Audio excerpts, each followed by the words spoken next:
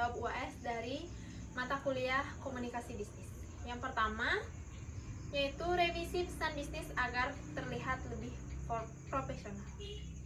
Yang pertama, berisikan kata kepada yang terhormat pelanggan. Yang berisikan isi, terima kasih telah mempercayakan kebutuhan Anda kepada kami. Kami mohon maaf atas keterlambatan pengiriman pesanan yang terjadi akibat kendala dalam proses operasional gudang kami. Saat ini tim kami sedang melakukan penanganan agar pesanan Anda dapat dikirim kembali. Produk pengganti dijadwalkan akan dikirim paling lambat minggu depan. Kami juga berkomitmen untuk meningkatkan kualitas pelayanan agar kendala serupa tidak terjadi kembali di masa mendatang. Kami sangat menghargai kesabaran dan pengertian Anda. Jika terdapat pertanyaan lebih lanjut, silakan menghubungi layanan pelanggan kami kapan saja. Hormat kami dari tim.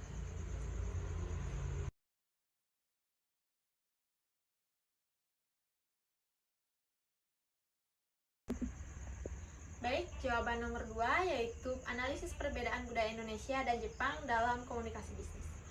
Komunikasi bisnis internasional sangat dipengaruhi oleh budaya masing-masing negara. Indonesia dan Jepang memiliki beberapa perbedaan dalam komunikasi verbal maupun non-verbal. Dalam komunikasi verbal, orang Indonesia cenderung mengutamakan bahasa santai yang fleksibel, sementara orang Jepang lebih mementingkan keformalan, sopan, dan berhati-hati dalam memilih kata. Orang Jepang juga sering menggunakan bahasa tidak langsung untuk menjaga keharmonisan hubungan. Dalam komunikasi nonverbal, orang Jepang sangat memperhatikan gestur, ekspresi wajah, dan etika seperti membungkuk saat memberi salam. Sedangkan Indonesia, komunikasi nonverbal lebih santai dan tidak terlalu formal.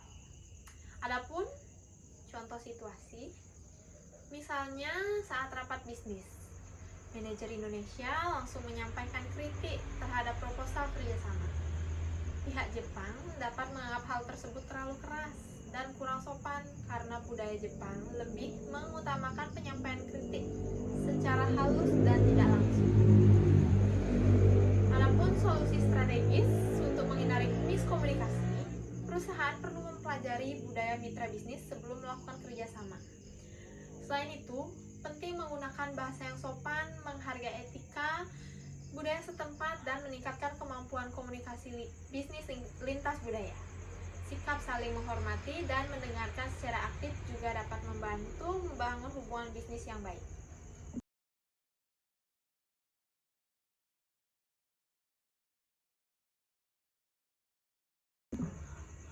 Baik, untuk soal yang ketiga, yaitu contoh email bisnis profesional yang berisikan subjek permohonan maaf atas keterlambatan pengiriman produk. Yang pertama diisikan kepada yang terhormat Bapak atau Ibu, nama klien. Dengan isi, terima kasih telah menghubungi kami terkait keterlambatan pengiriman produk pesanan Anda. Kami menyampaikan permohonan maaf yang sebesar-besarnya atas ketidaknyamanan yang terjadi. Keterlambatan ini disebabkan oleh adanya kendala dalam proses distribusi barang di gudang kami.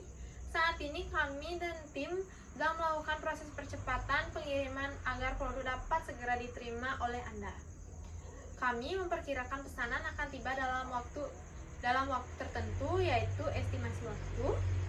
Kami juga akan terus memberikan informasi terbaru mengenai status pengiriman pesanan Anda. Kami sangat menghargai kesabaran dan pengertian Anda. Apabila terdapat pertanyaan lebih lanjut, silakan menghubungi kami melalui email dan nomor telepon layanan yang tersedia. Hormat kami, nama perusahaan dan customer service.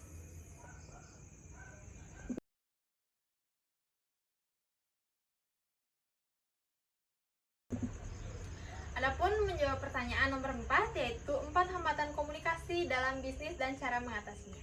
Yang pertama, hambatan semantik. Hambatan semantik terjadi karena penggunaan bahasa atau istilah yang sulit dipahami sehingga pesan disalahartikan.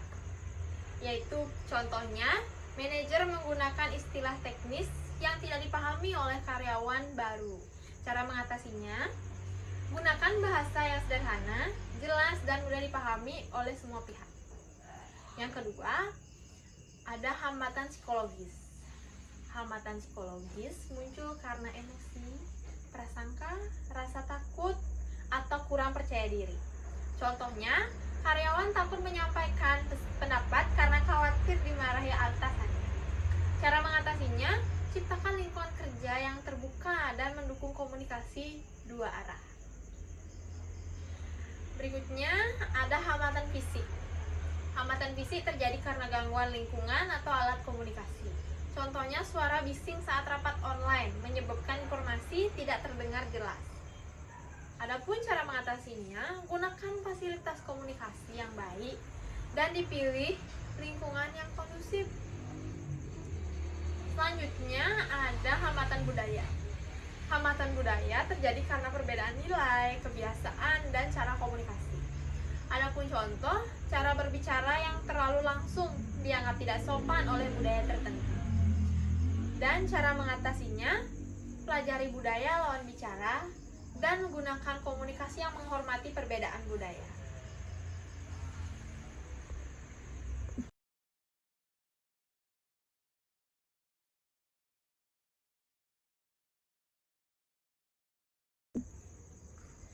Selanjutnya adalah jawaban nomor 5, yaitu mengenai pengertian komunikasi bisnis dan peran strategisnya. Komunikasi bisnis adalah proses penyampaian informasi, pesan, atau ide dalam lingkungan kerja dan dunia usaha untuk mencapai tujuan tertentu. Komunikasi bisnis dapat dilakukan secara lisan, tertulis, maupun melalui media digital. Komunikasi bisnis memiliki peran strategis dalam organisasi modern karena membantu memperlancar koordinasi kerja, mempercepat pengambilan keputusan, dan meningkatkan kerjasama antar karyawan maupun pihak luar perusahaan. Komunikasi bisnis yang efektif dapat juga meningkatkan produktivitas, membangun citra perusahaan yang baik, serta menciptakan hubungan yang harmonis dengan pelanggan dan mitra bisnis. Selain itu, komunikasi juga dapat mengurangi kesalahpahaman dan konflik dalam organisasi sehingga perusahaan dapat tercapai secara efektif, efisien,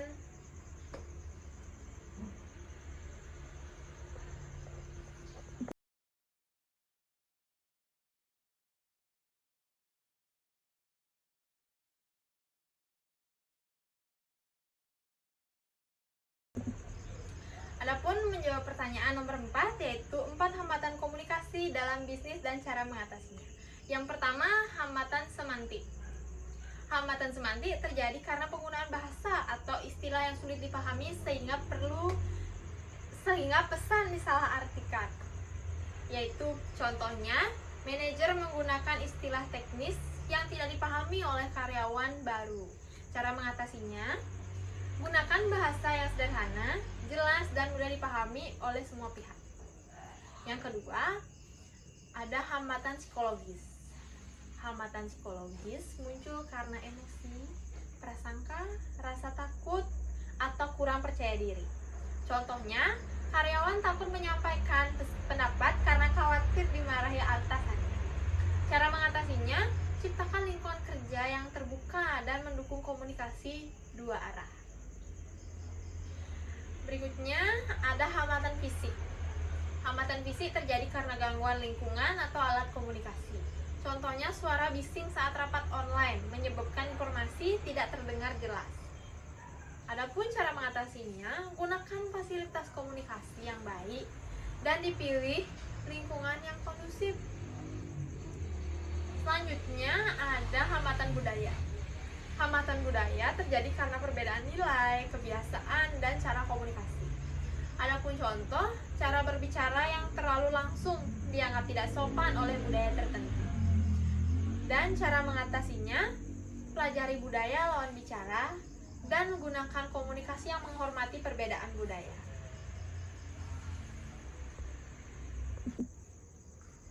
Selanjutnya adalah jawaban nomor 5, yaitu mengenai pengertian komunikasi bisnis dan peran strategisnya. Komunikasi bisnis adalah proses penyampaian informasi, pesan, atau ide dalam lingkungan kerja dan dunia usaha untuk mencapai tujuan tertentu. Komunikasi bisnis dapat dilakukan secara lisan, tertulis, maupun melalui media digital. Komunikasi bisnis memiliki peran strategis dalam organisasi modern karena membantu memperlancar koordinasi kerja, mempercepat pengambilan keputusan, dan meningkatkan kerjasama antar karyawan maupun pihak luar perusahaan. Komunikasi bisnis yang efektif dapat juga meningkatkan produktivitas, membangun citra perusahaan yang baik, serta menciptakan hubungan yang harmonis dengan pelanggan dan mitra bisnis. Selain itu, komunikasi juga dapat mengurangi kesalahpahaman dan konflik dalam organisasi sehingga perusahaan dapat tercapai secara efektif, efisien,